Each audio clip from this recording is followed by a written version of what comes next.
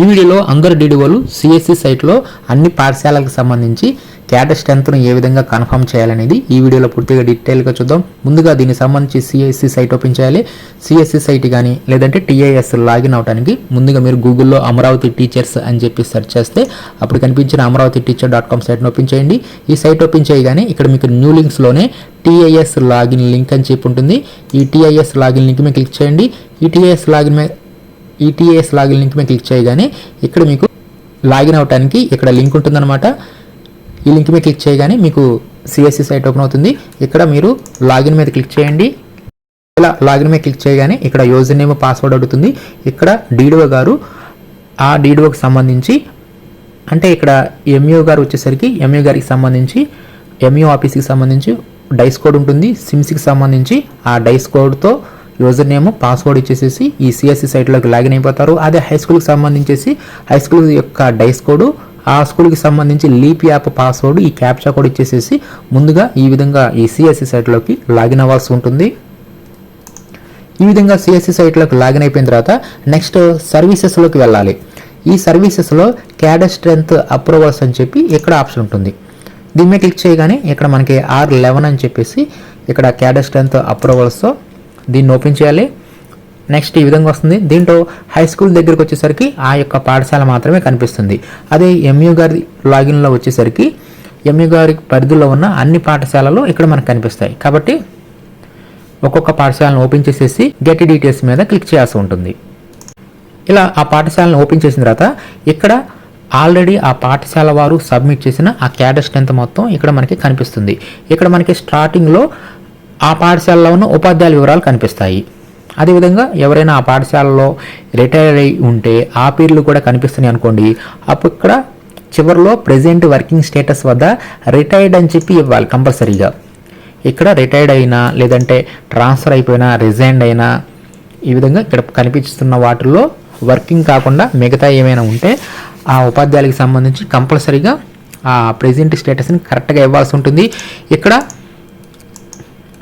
Retired అయితే retired, అదే present వర్కింగ్లో ఉంటే కంపల్సరీగా వర్కింగ్ అని చెప్పి సెలెక్ట్ చేసుకోవాలి.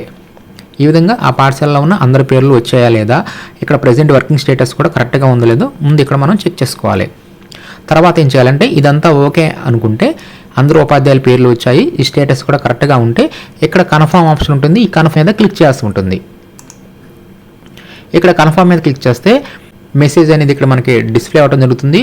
Please check the details before proceed. అంతా ఓకే అనుకుంటే ఇక్కడ ఓకే మీద క్లిక్ చేయాలి. ఏమైనా మిస్టేక్స్ ఉంటే టీఐఎస్లో ఇన్ఫర్మేషన్ అప్డేట్ చేయండి అని చెప్పి ఇక్కడ ఉంటుందన్నమాట. అంతా ఓకే కరెక్ట్గా అనుకుంటే ఓకే మీద క్లిక్ చేయండి. అప్పుడు సక్సెస్ఫుల్లీ సబ్మిటెడ్ అని చెప్పేసి ఈ విధంగా రావడం జరుగుతుంది. నెక్స్ట్ అదేవిధంగా కొంచెం క్రిందకి జరిపితే ఇక్కడ డిజిగ్నేషన్స్ వారీగా ఎన్నెన్ని పోస్టులు ఉన్నాయనేది ఇక్కడ ఆల్రెడీ పాఠశాలల వారు అప్డేట్ చేసి ఉంటారు. ఇక్కడ వాటిని కూడా చెక్ చేసుకోవాల్సి ఉంటుంది.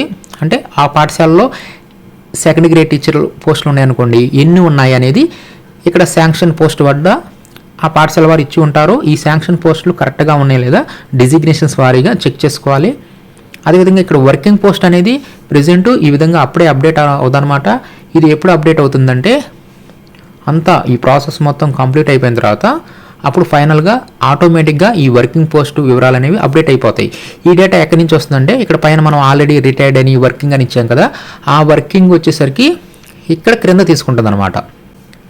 కాబట్టి ఈ విధంగా వర్కింగ్ 0 అన్న నో ప్రాబ్లం.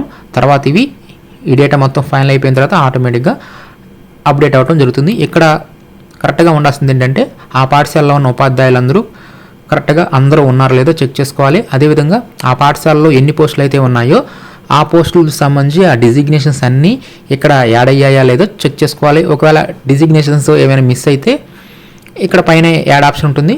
ఆ వివరాలు ఇచ్చేసేసి ఆ పోస్ట్ని కూడా యాడ్ చేసుకోవచ్చు.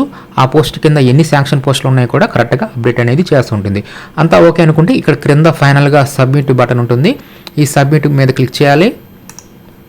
ఇలా క్లిక్ చేసిన తర్వాత ఇక్కడ మీకు ఈ ఓకే బటన్ మీద ప్రెస్ చేస్తే ఈ డేటా అనేది ఫ్రీజ్ అయిపోవడం జరుగుతుందని చెప్పేసి ఇక్కడ మనకు ఒక అలర్ట్ మెసేజ్ రావడం జరుగుతుంది.